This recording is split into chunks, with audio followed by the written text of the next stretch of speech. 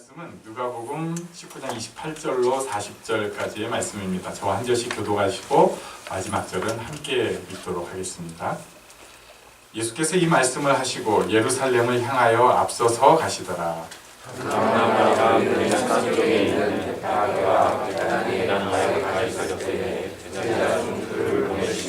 이르시되 너희는 맞은편 마을로 가라. 그리로 들어가면 아직 아무도 타보지 않은 나귀 새끼가 매어 있는 것을 보리니 풀어 끌고 오라. 만일 누가 너희에게 어찌하여 끊으냐 하거든 말하기를 주가 하시겠다 하시니 보내심을 받은 자들이 가서 그 말씀하신 대로 만난지라. 나귀 새끼를 풀 때 그 인자들이 이르되 어찌하여 나귀 새끼를 풀냐 대답하되 주께서 쓰시겠다 하고 그것을 예수께로 끌고 와서 자기네 겉옷을 나귀 위에 걸쳐놓고 예수를 풀더니 가실 때 그들이 자기의 겉옷을 길에 펴더라. 이미 감당이 자기들과 함께 가까이 오시네 제자의 온 무리가 자기들이 본바 모든 능한 일로 인하여 기뻐하며 그 조금이라도 발전을 찬양하여 이르되 찬송하리로다. 주의 이름으로 오시는 왕이요 하늘에는 평화요 가장 높은 곳에는 영광이로다 하니 우리 중 어떤 바리새인들이 말하되 선생이여 당신의 제자들을 충만하소서 하거늘 함께 읽습니다. 대답하여 이르시되 내가 너희에게 말하노니 만일 이 사람들이 침묵하면 돌들이 소리지르리라 하시니라. 아멘. 네, 오늘 처음 28절에 보니까요, 예수께서 이 말씀을 하시고, 이 말씀은 뭐냐면요, 열문화 비유를 뜻합니다. 지지난주에 우리가 말씀을 나눴는데, 예수님께서 문화를 이렇게 나눠주셨는데, 어떤 사람은 그것을 많이 남겼어요. 5문화 받은 사람이 5문화 남기고, 또 2문화 받은 사람이 2문화를 남겼는데, 1문화 받은 사람이 그걸 꾹 묻어놨다가 예수님께 책망을 받은 그런 본문이었죠. 그래서 이제 우리는 묵혀놓아서는 안 된다. 우리에게 주신, 여기는 문화지만 우리가 잘 아는 표현으로는 달란트. 우리에게 주신 모든 각양의 달란트, 우리의 포지션에 따라서 하나님께서 주신 사명을 꼭 감당하고 활용해내라. 우리는 그냥 이렇게 묻어놓을 존재가 아니다. 우리는 꼭 하나님 앞에 쓰임받을 존재고 하나님께서 우리를 활용하셔서 뭔가를 하실 존재다. 이런 말씀을 나눴습니다. 기억이 혹시 살짝 맞죠? 네. 우리 옆 사람에게 한번 말씀해 주십시오. 당신은 쓰임받는 존재입니다. 진짜. 네. 제가 좀 바꿨어요. 원래는 당신 쓸모 있어 뭐 이렇게 했다가 그건 설교 준비할 때는 혼자서 별 상상을 다 하는데 차마 말을 못 하겠더라고요. 너 쓸모 있어 이렇게 하죠. 아무튼 우리가 그렇게 쓸모 있는 존재라는 것을 놓쳐서는 안 됩니다. 그리고 예수님께서 이 말씀을 하시고 나서 예루살렘을 향하여 앞서서 가시고 계십니다. 보통은 예루살렘을 향해서 가신다고 하지 이렇게 앞서서 가신다는 표현은 잘 안 나옵니다. 이것은 뭔가 지금 조금 중요한 나 간다 하면서 이것을 표현하려고 굳이 앞서서라는 표현을 쓴 것 같아요. 그리고 이제 29절에 보니까 감람원이라 불리는 산 쪽에 벳바게와 베다니에 가까이 가셨을 때 제자 중 2를 보내셨다는 말씀이 있습니다. 감람원이라는 산은 감람산이라고 불리기도 하고 또 올리브산 뭐 이렇게 써진 것도 제가 봤습니다. 아마 감람나무, 올리브 이런 것 같습니다. 이 산은요, 우리가 지난주에 지도를 봤었는데 여리고에서 예루살렘으로 이렇게 쭉 올라가다 보면은 이 산을 지나가게 되어 있습니다. 그리고 이 산에서 보면은 예루살렘이 쫙 보입니다. 이게 지금 그 사진을 제가 하나 어디서 주워왔습니다. 저작권 위반입니다. 허락 안 받고 가져온 거예요. 그러니까 감람산에서는 예루살렘이 다 보여요. 저기 번쩍거리는 황금돔 입쪽이 아마 예수님 시대의 예루살렘이었을 것이고 그 뒤쪽은 현대에 새로 만들어진 예루살렘으로 보여집니다. 그러니까 예루살렘이 그때 당시는 완전히 다 보이는 거예요. 지금은 이제 뒤쪽은 안 보이지만 이렇게 완전히 다 보이는데 지금 여기 보이는 뭐가 보이잖아요. 이 바위 같은 거. 이게 다 뭐냐면 무덤입니다. 이게 왜 무덤이냐면은 유대인들은 어떻게 믿었냐면 메시아가 이 감람산으로 와서 앞에 있는 기드론 골짜기를 지나서 예루살렘을 입성하는 날이 올 것이다. 그러니까 유대인들이 생각할 때 메시아는 감람산에서 기드론 골짜기를 지나서 이렇게 해서 예루살렘으로 오실 것이다. 그러면은 그 메시아가 지나가는 길에 무덤을 해놔야지 지나가면서 이렇게 다 부활하지 않겠느냐 해가지고 그 길은 전부 무덤이에요. 참 거기서 많이 떨어져 있는 우리, 게다가 화장까지 하면 우리는 부활을 못한다는 건가? 아니죠. 근데 그렇게 아직도 오지 않은, 그들이 생각할 때 아직도 오지 않은 메시아에 대해서 그런 믿음을 가지고 있습니다. 예수님께서 지금 이 감람산에서 도착을 하셔가지고 그 뒤쪽이에요. 사실은 정확하게 그러니까 예루살렘하고 감람산 그 뒤쪽에 벳박의 베다니 마을로 가셨을 때 생긴 일입니다. 이때 제자들한테 좀 이상한 명령을 하셨어요. 너희는 맞은편 마을로 가라. 그리로 가면 아직 안도착하지 않은 나귀 새끼가 있을 것이다. 그리고 너희가 그것을 풀어가지고 가져와라. 그러면 주인이 이거 왜 가져가쇼? 뭐 할 텐데 그러면 주님께서 쓰시겠다 하라. 주께서 쓰시겠다 하라. 이렇게 얘기를 해라. 그리고 가져오라고 하는 내용이 이제 그 다음에 나옵니다. 그것이 34절까지 나오는데 이제 요것에 대해서 이 말씀을 가지고 조금 예수님의 어떤 그 신적인 능력 이렇게 해석을 하는 경우도 있습니다. 그러니까 너가 거기 가면 뭐가 있어 이런 거 있잖아요. 동쪽에 귀인이 있다고 물을 조심해야 돼. 서쪽 물이 위험해. 뭐 이런 거 이렇게 한국식으로 읽는 경우들이 있습니다. 또 그 나귀 주인이 그 전날 밤에 꿈을 꿨어요. 그래가지고 누군가가 딱 와가지고 주께서 쓰시겠다 하면은 드려라. 뭐 이런 꿈을 꿨지 않았을까. 이렇게 상상의 나래를 펼 수 있는데 그런 상상 안 해도 됩니다.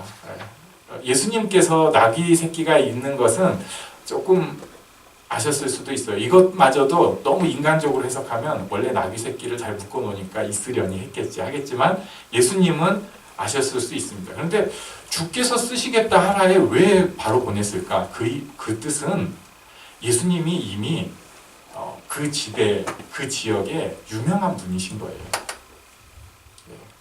그러니까 제가 그냥 쉽게 설명을 하려고 하는 거예요. 이건 뭐 정치색이 아니라 문 대통령이 쓴다고 해.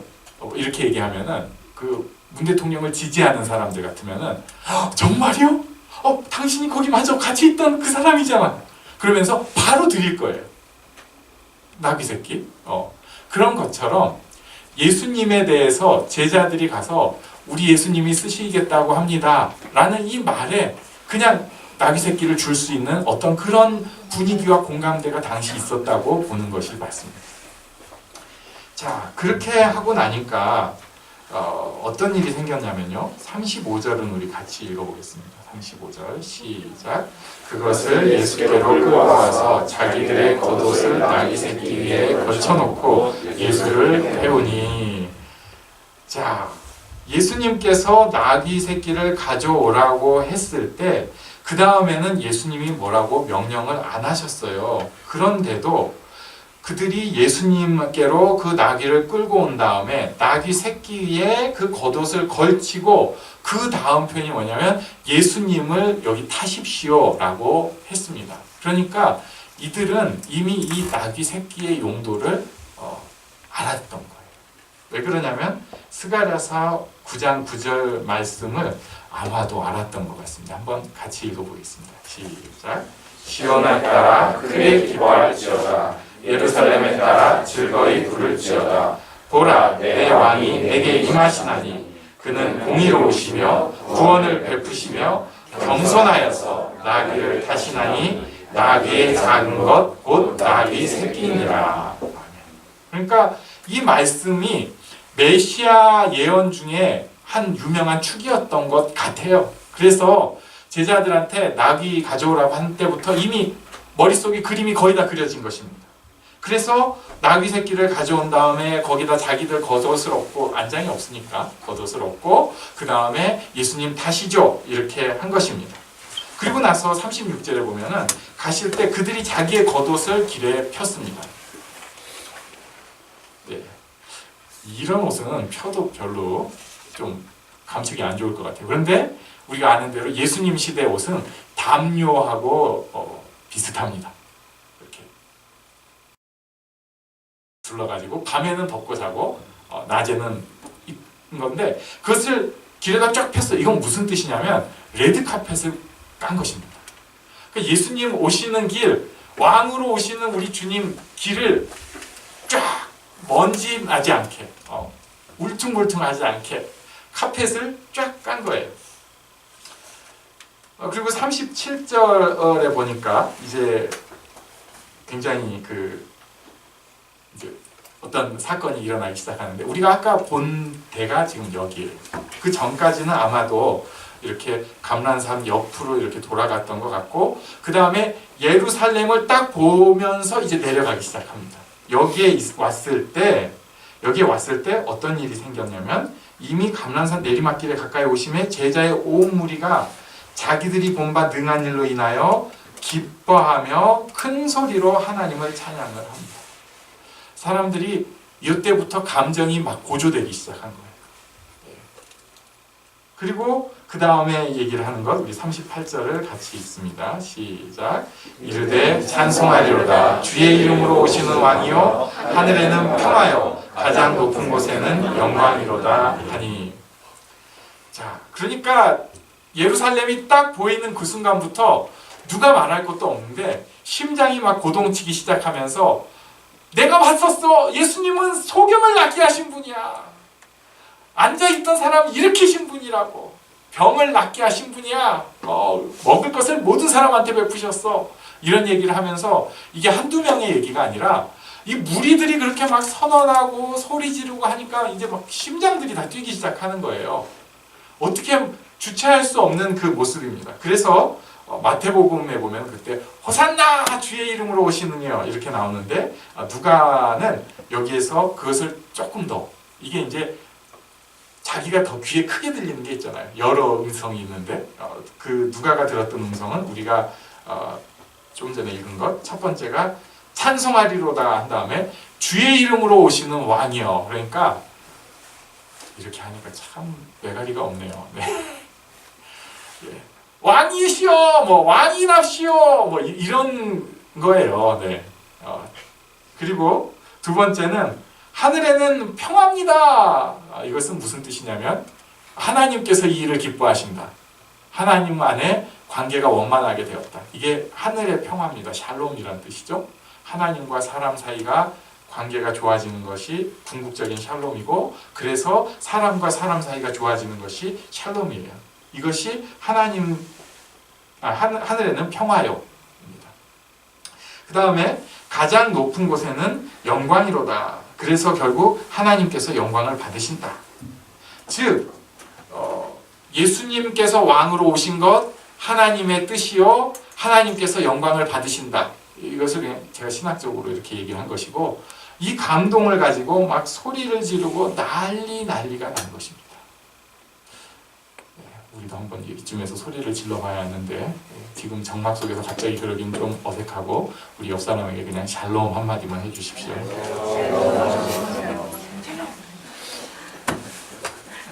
네, 그러고 나니까 이때 이 무리 중에서도 바리새인이 있었습니다. 바리새인이 말을 합니다. 선생님, 이것은 왕 아니고 메시아 아니고요, 자기가 생각하는 지도자 정도예요. 바리새인은 그 이상은 생각하기 싫었어요. 선생님, 제자들 좀 말려주세요! 얘기를 하니까 예수님께서 뭐라고 하셨냐면 40절 우리 한번 같이 읽습니다. 시작. 대답하여 이르시되 내가 너희에게 말하노니 만일 이 사람들이 침묵하면 돌들이 소리 지르리라 하시니라. 아멘. 예수님께서 보통의 경우에는 사람들이 메시아라고 부르는 것에 대해서 하지 말라고 하셨어요. 아직 때가 아니다. 그랬는데 아마 바리새인도 그거 봤던 사람인 것 같아요. 그러니까 선생님 예전에 그렇게 하셨는데 지금은 이게 좀 그렇잖아요. 지금 예루살렘 와갖고 이거 곤란합니다 이거 이러니까 예수님께서 지금은 한 게 아니라 오히려 뭐라고 하셨냐면 이 사람들이 조용하면 돌들이 소리 지를 거다. 지금은 외칠 때다.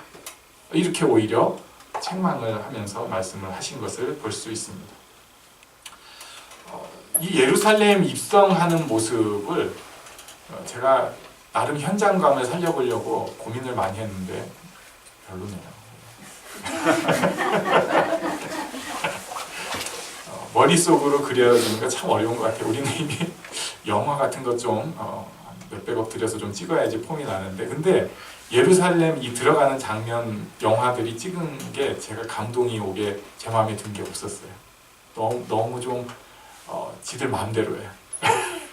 예수님께서 이 그 옷 펴고 나귀 타고 들어가실 때 그 길은 그렇게 영화에서 나온 것처럼 뭐 대로에 뭐 옆에 집에서 이렇게 위에서 막 흔들면서 오십니다 막 하면 대로에서 사람들이 막 흔들고 이런 길 아니에요.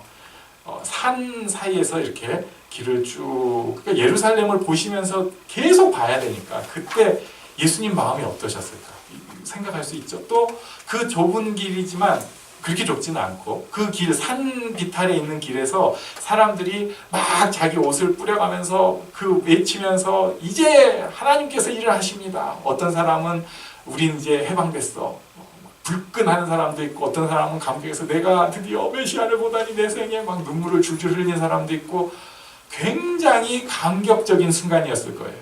진짜 왕이시다. 그런데도 보통 거기에 보면 이제 커다란 뭐 하얀색 말에 금장띠를 뚫고 이렇게 가야 되는데 예수님은 나귀 새끼에 제자들이 얹혀놓은 겉옷 딱 앉아가지고 이렇게, 여기서는 예수님께서 말씀하시는 게 안 나와요. 다음 주에 볼 말씀인데 예루살렘을 걱정하는 말씀이 있지, 그때 반응은 할렐루야 뭐 이런 거 안 하시고 그 나귀 타고 예수님은 묵묵히 자기 길을 가시고, 옆에 있는 사람들은 전부 소리 지르면서 왕이시여 하는 그 외침. 저는 첫 번째 왜 이런 일을 하셨을까, 굳이 이렇게 안 하셔도 되는데, 일단 구약 성경을 이루기 위해서인 것 같습니다. 그러니까 예수님께서는 구약의 메시아 말씀들을 우리가 생각하는 것 이상으로 다 맞춰서 본인이 이루시면서 사역을 하셨어요. 그래야지 신호가 되니까. 구약의 예언자들을 통해서 주신 말씀을 그대로 맞추셨어요. 또 중요한 것은, 저는 이것이 훨씬 더 와닿는데, 지금 이 자리에 있는 제자들, 이 제자들이 앞으로 살아갈 때 예수님이 하나님의 아들이시고 왕이시라는 그 감격을 놓치지 않게 하기 위해서 그러신 것 같습니다. 이제 예수님 사역 우리가 알잖아요. 예루살렘 가서 싸우고, 그 다음에 핍박당하시고, 그 다음에 십자가 죽으시고, 그리고 부활하셔서 없어졌다가 제자들한테 나타나셔서 몇 말씀들 하시고, 제자들 그리고도 계속해서 뭐 헤매다가 성령 받고 교회가 생기고 이렇게 되는 거예요. 예수님께서 참 메시아고 그리스도라고 하는 장면이 모두가 외치며 소리를 지를 장면이 앞으로 한 번도 없어요. 한 번도. 그냥 개인 묵상으로, 믿음으로 예수님은 주님이십니다. 우리의 왕이십니다. 이렇게만 얘기를 하지, 진짜 온 예루살렘이 소리 지르면서, 예루살렘을 향하여 소리 지르면서 왕이 나가신다 이렇게 한 기회가 없어요. 제가 조금 생각을 해보니까 이것은 신앙생활 할 때 굉장히 어떤 그 차이가 있는 것 같습니다. 한국 사람들은 굉장히 감정적이라고 얘기합니다.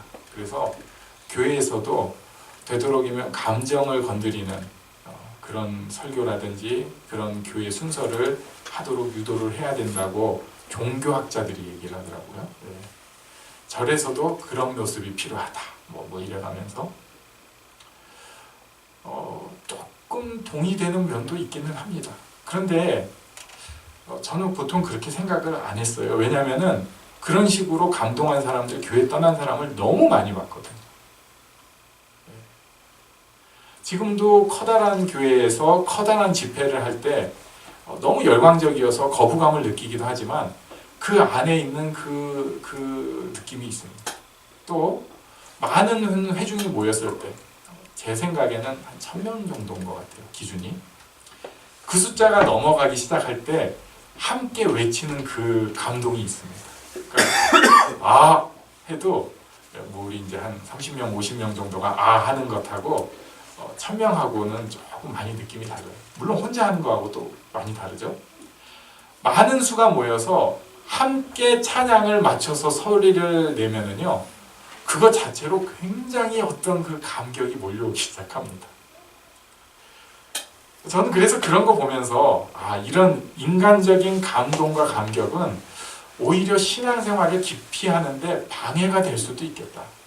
그런 것만 추구를 하기 시작하면 그게 다인 줄 알고 정말로 삶이 바뀌어지거나 예수님을 따라가려고 하거나 결단하는 모습에서 좀 적응이 안 될 수 있겠다고 생각하는 면도 분명히 있었습니다.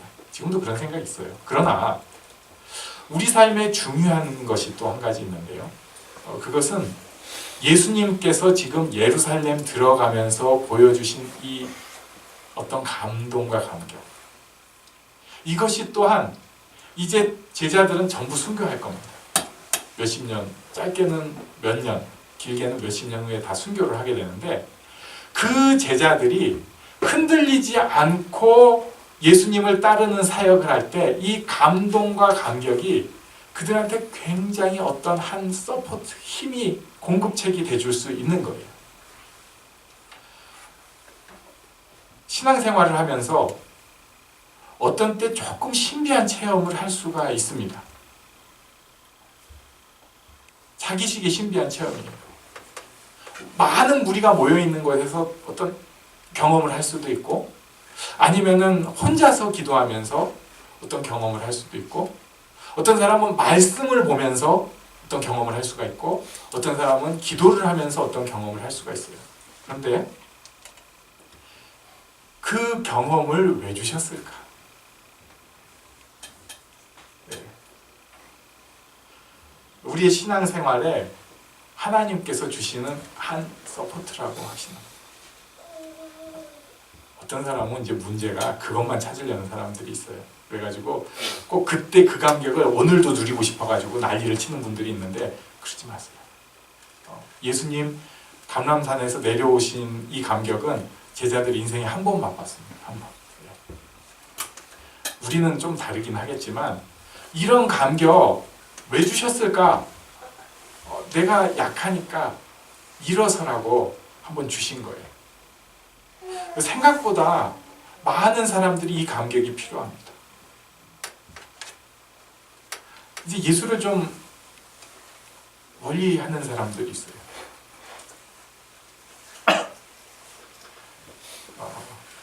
창피한 얘기인데 목사님들 중에도 그런 분들이 있어요. 제 느낌. 저도 그럴 수 있으니까 여러분 기도해 주세요. 장로님들 중에서도 그럴 때가 있습니다. 제가 아는 어느 목사님이 굉장히 제가 존경하는 분들 중에 한 분, 지금 이제 은퇴하셨고 아직 살아는 계시는데 80 뭐 당연히 훨씬 넘으셨고 이분이 진짜 불파라기보다 그러니까 그 성격이 아주 하면 하는 분이에요. 네. 제가 예전에 그래서 영향을 받았는데 진짜 그분은 한다고 하면 무조건 해요. 네. 무조건 합니다. 그 좋은 건 아니지만 무조건 하는 분이에요.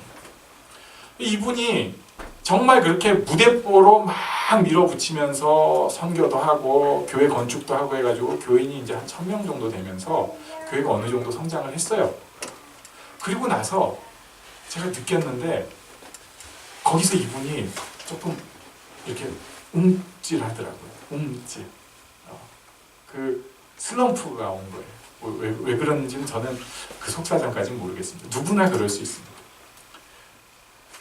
슬럼프가 이렇게 한번 움찔하고 나니까 이분이 그런데 그때 그 예수전도단에서 하는 어떤 모임을 그냥 왜 그랬는지 갔어요. 가가지고 누군가가 뭔가를 얘기할 때 갑자기 하나님께서 자기한테 충격을 주신 거예요. 그 이해가 안 돼요, 그게. 그러니까 지금 우리 이렇게 예배 잘 드리고 있잖아요. 근데 갑자기 한 명이 이 중에 충격받은 거예요. 혼자서. 그러더니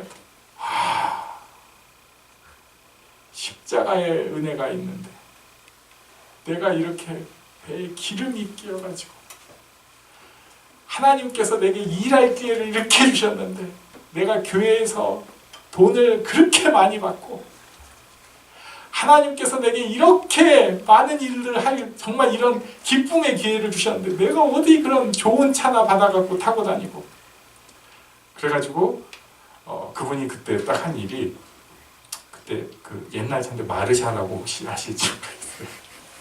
옛날 차인데 그 마르샤 풀 옵션으로 또 운전을 좋아하시는 분이었어요. 그래가지고 좀 그때 당시 우리나라에서 나온 차 중엔 제일 빠르다는 얘기가 있어가지고 그걸 타가지고 쉥쉥 다니는 분이었는데 산지 몇 달 안 됐는데 그걸 팔아버린 거예요. 나 차 없이 사겠다. 그러더니 없이는 안 되겠다고 티코 하나 사겠다고. 그래가지고 그때 이제 티코 진짜 티코로 그리고 사례비 나 안 받겠다고. 하나님께서 다 살리시는데 사례비 안 받겠다고. 그래갖고 사례비 안 받아버렸어요. 그때 제 친구 아버지가 그 교회 수석 장로님이셨는데 얼마나 힘드셨는지 몰라요. 아니 목사님이 차는 팔아버리겠다고 그러고 사례비 안 받겠다고 그러고 밥은 뭘 먹고 살아요 그럼. 그래가지고 그 장로님이 그때 막 고민하면서 세운 계획이 전교인 목사님과 식사하기 해가지고 1년 동안 식사 스케줄을 다 짰어요. 저절로 이제 이렇게 되게 그래가지고 그 목사님 약속 있을 땐 빠지지만 점심과 저녁 해가지고 그렇게 하고 사모님한테 뭐 성미 드리고 이제 뒤에서 막 그 장로님이 고생하시는 걸 봤어요. 네.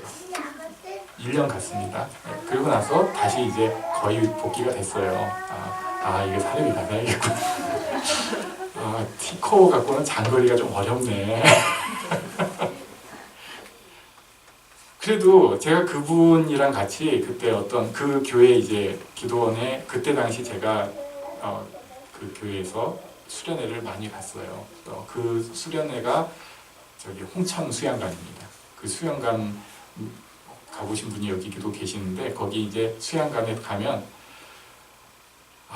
아침에 이렇게 기도를 하면 새벽 기도하면 보통 교육자들 기도에 가면 이렇게 짧게 기도하고 밥 먹고 뭐 회의를 하는 건 모르겠는데 이분은 기도하러 가가지고 계속 기도만 하고 있는 거예요. 아침에 담임 목사님께서 그것도 막 울면서 그래가지고 티슈를 갖다 주면 한 통을 다 뽑으면서 그냥 막 다 으악 하면서 그 옆에 휴지 이렇게 쌓이면 뒤에서 전도사님 가가지고 이거 치우고 우리는 기도를 계속 해야 돼. 지금 그만해야 돼. 조금 이해가 안 됐어요. 왜 저렇게 했을까? 그런데 제가 생각할 때는 그분이 은퇴하실 때까지 마음을 변치 않고 하나님께 충성하게 하기 위한 하나님의 어떤 그 한 지점이었던 것 같아요. 우리도 그런 지점들이 있습니다. 과거에. 그 지점들을 놓친 분들은 다시 잡을 필요가 있어요. 하나님께서 아무한테나 주는 경험이 아닌데 왜 나한테 주셨겠어요? 그것이 우리의 첫 마음, 첫사랑을 찾는 것이기도 합니다.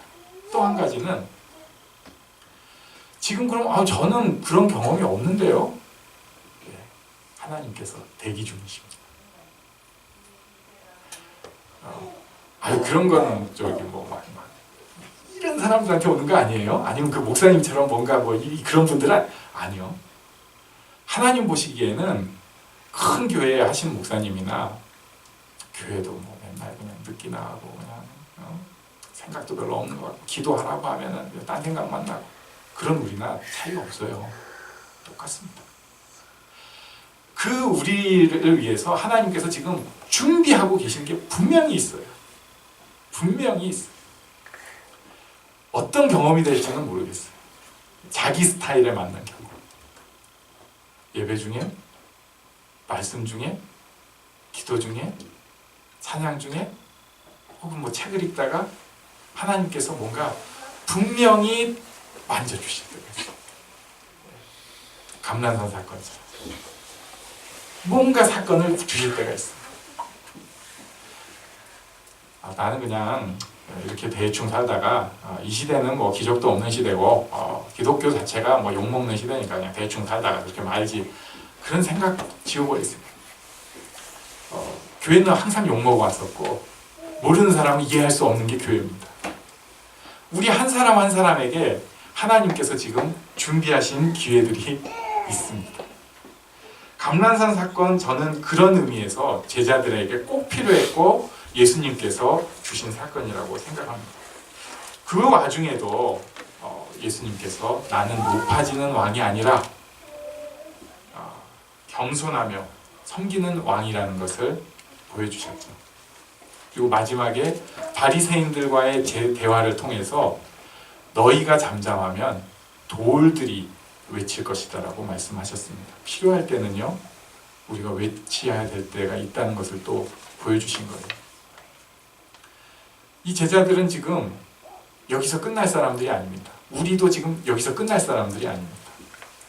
우리 하나님께서 주신 감격을 가지고 이 땅에서 내게 주신 그 구역에 가서 선포해야 될 사람입니다.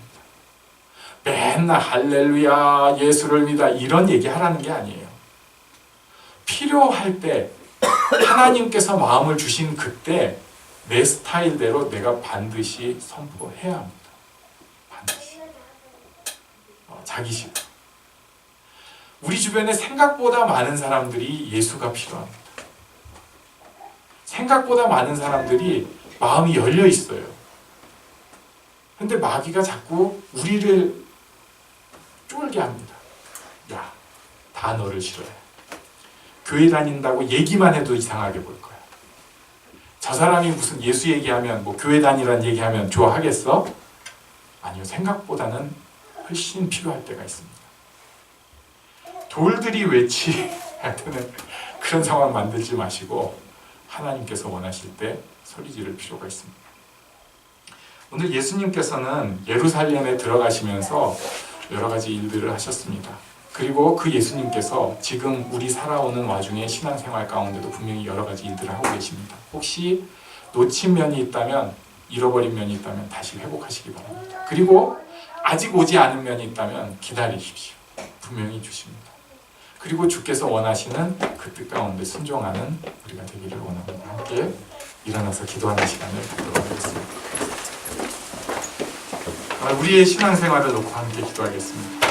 하나님께서는 우리를 괴롭게 하시는 분도 아니고 분명히 우리를 향한 뜻이 있는 분입니다. 하나님, 제가 지금 이 가운데 이런 모습 가운데 살고 있는데 하나님 뜻을 제가 다시 찾고 회복할 수 있게 하여 주시옵소서. 함께 기도하겠습니다.